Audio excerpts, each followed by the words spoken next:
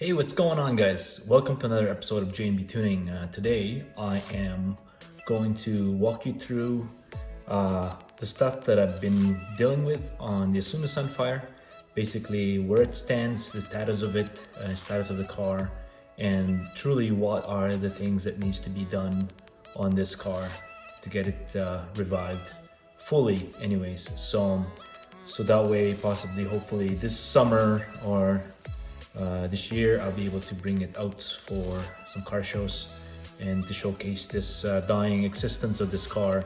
So anyways, guys, stay tuned. I'll check back in a bit.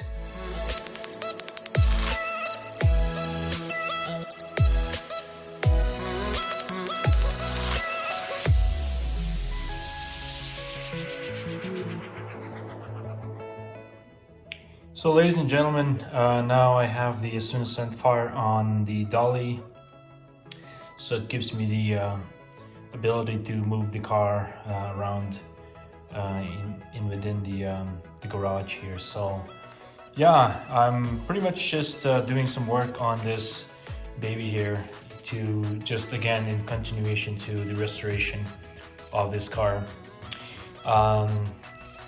I'm gonna run by you the things that I'm gonna be working on the most at this point to get it up to standard, I guess, per se. So I do have, first of all, a leak, oil leak coming from somewhere here. And so I'm trying to figure that out at this point. Actually did just clean this engine just recently so I could trace exactly where that oil leak is coming from. So as you notice, guys, that's fairly spick and span. All the oil streaks are washed out. So I'm gonna try and figure out where that oil leak is coming from. I'm suspecting it's the valve cover here, but yeah, I just can't be sure exactly. But I do see a little bit right there, some moisture coming from there. So it could possibly be coming from the valve here. So I just got the oil change done, as you guys noticed the other day on the other video there. So that is already published in the channel. Make sure that you check that out. And the other things that I really would like to continue on getting this unique car, rare car now for sure, is that no major dings in the body, except of course there's some rust spots that I'm gonna show you guys. It's a normal spots for being an old car, and I have few body dings that I will probably get done at some point. Some dents, do some touchless paintless dent repair. I'm gonna get my buddy here one of these days to get the dents out. And in terms of rust spots, the major rust spots that I have, some are natural, some are pretty much just bad habit on my part. So I'm gonna show you guys first of all the natural ones that really happens in this case. I do have, I believe, not on this spot, yeah, there's a little bit on this side.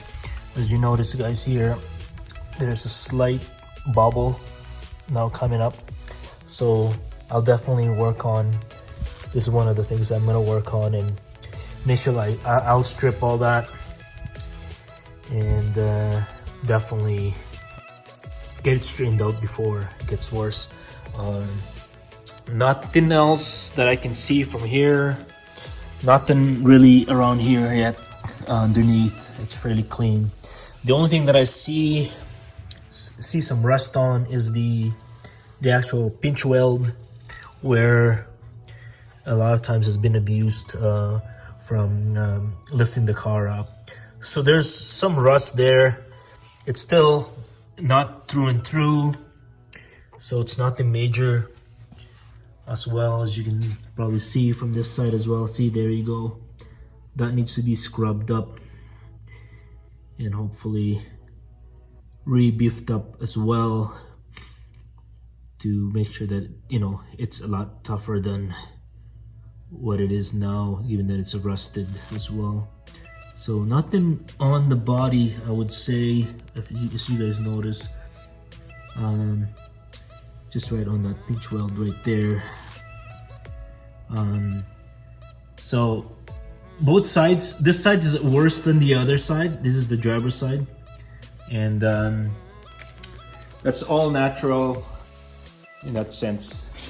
The car was driven at one point, not a lot in the winter time when I first got it around the early 90s.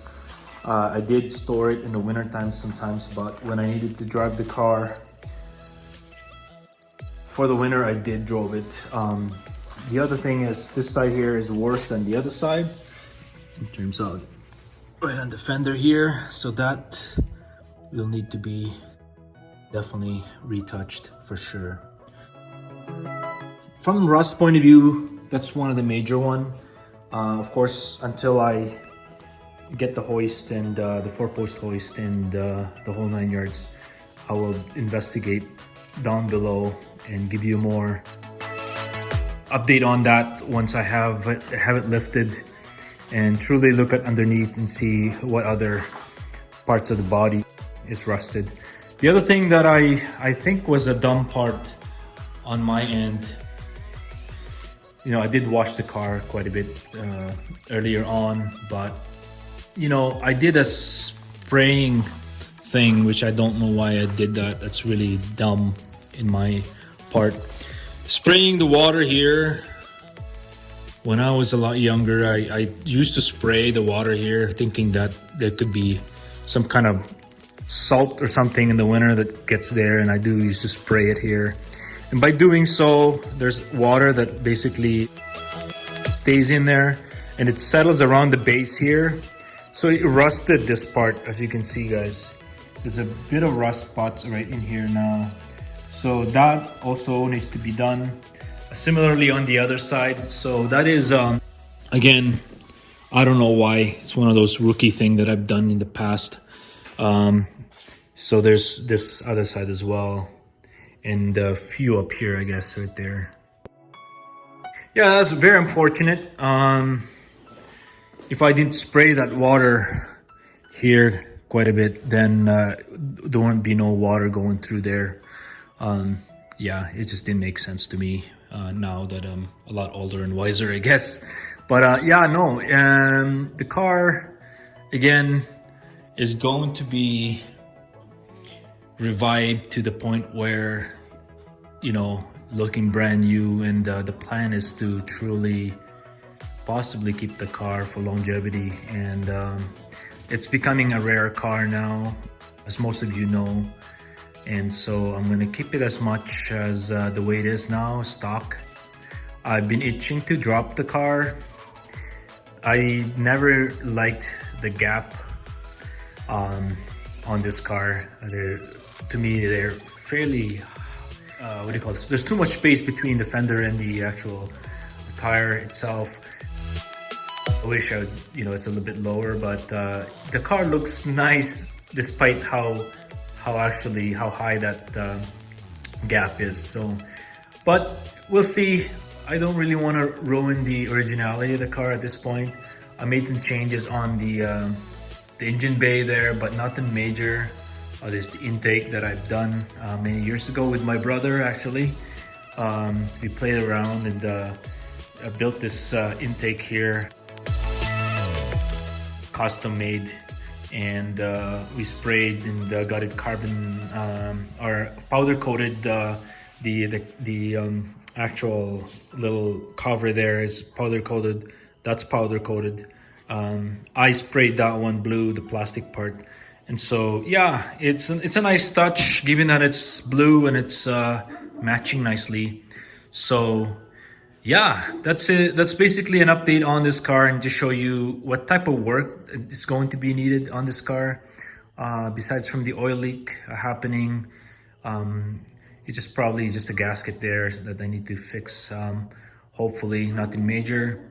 After the oil change, it really made the car a lot quieter, a lot finer the way it idles. So I'm really happy with that. Also, the spark plugs, I probably will open up the spark plugs later and check how dirty they are. I did keep up the spark plugs pretty well when earlier on, so I've checked the gaps and cleaned it often at one point. So, you know, the car starts nicely and you can tell there's nothing major in the idle there. So, yeah. What else?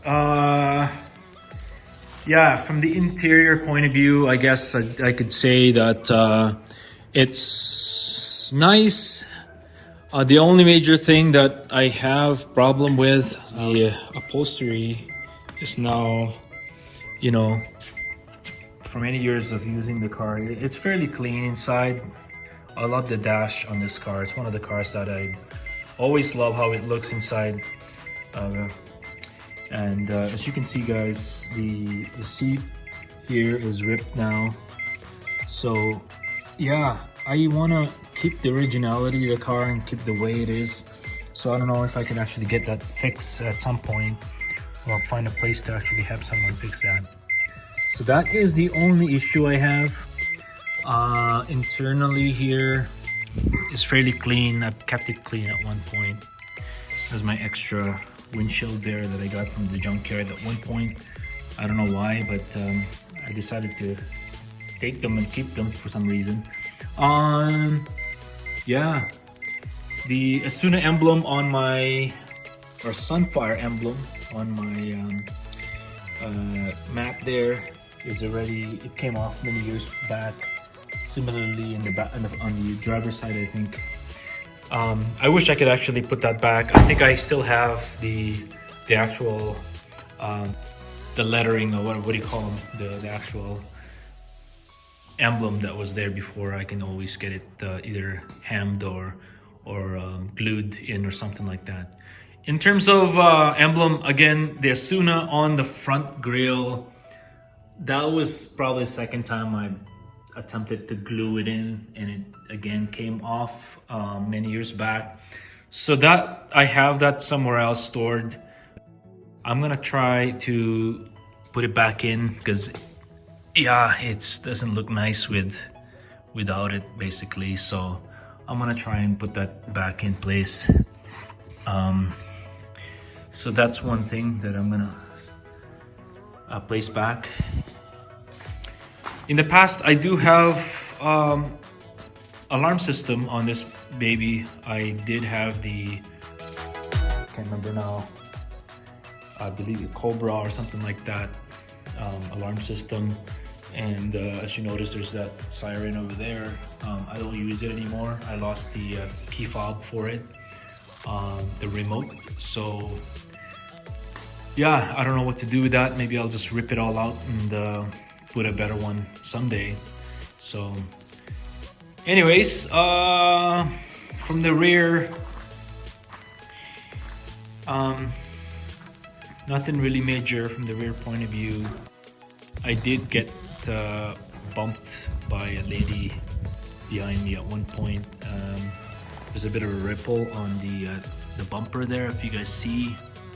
I don't know if there's something I can actually, you know, fix at some point.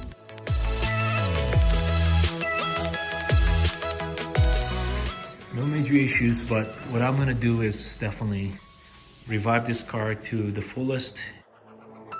At this point, planning to keep it because again, it was my old car since grade 10, and it's technically my second car ever.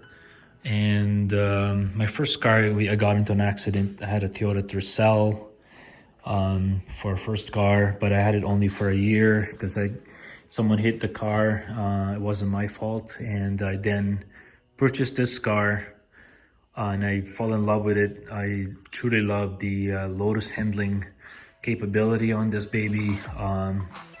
At that time, the horsepower, you know, it's not too bad for the kind of car it is. It's a fairly fun car. It can handle really well, and so yeah. I have driven this car down south in the past and enjoyed maxing it out to 180 kilometer per hour mark, and it was a lot of fun that way. But yeah, no, I wish I had the RS version of this in the Isuzu side of things, the four-wheel drive.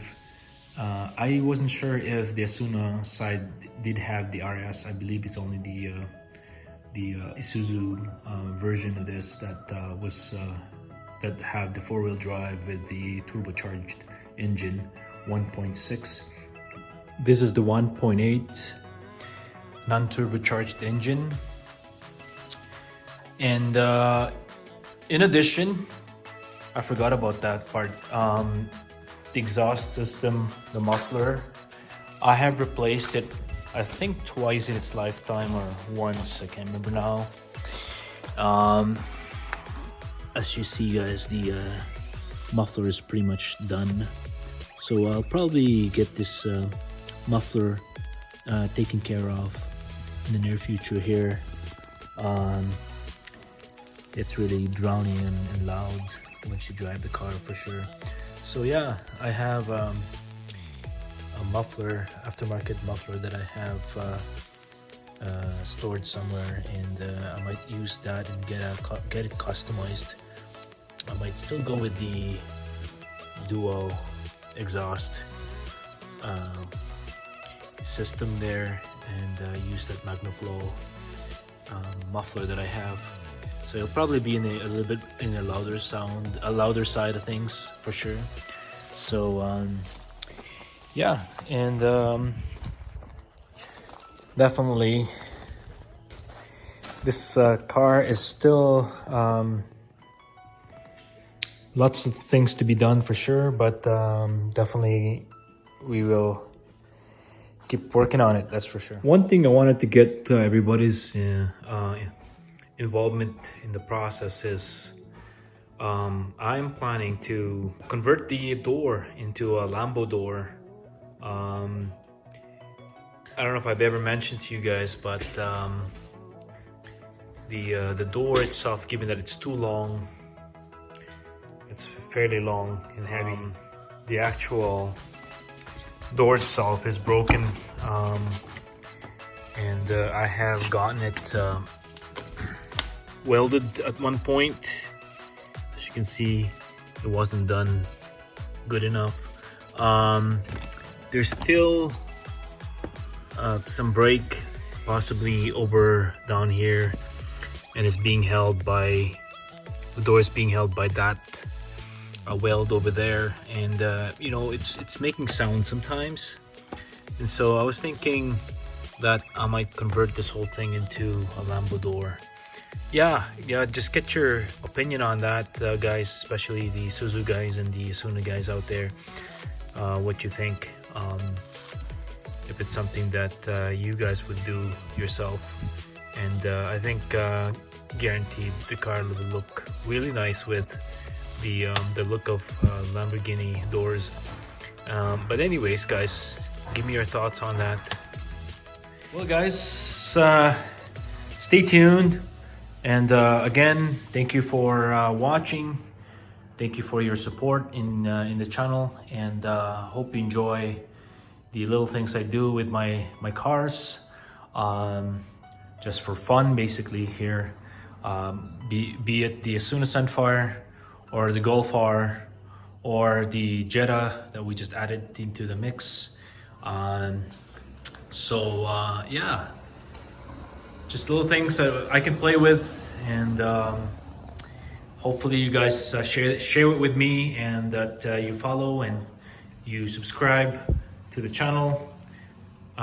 Share your comments, your knowledge. I'm definitely in for any suggestions for the Asuna Sunfire, as well as the Golf R, and things that I will do as much as possible. The Golf R, I don't want to ruin the warranty at this point, but yeah, the Jetta is basically something that I could go all out if it's needed, but in terms of mods, but in terms of the Gulf R. At this point, I'll just keep it as a stock as possible. Thank you again for your support, and stay tuned for all the videos that I'll be putting this summer in all these cars I have, and we'll see you soon.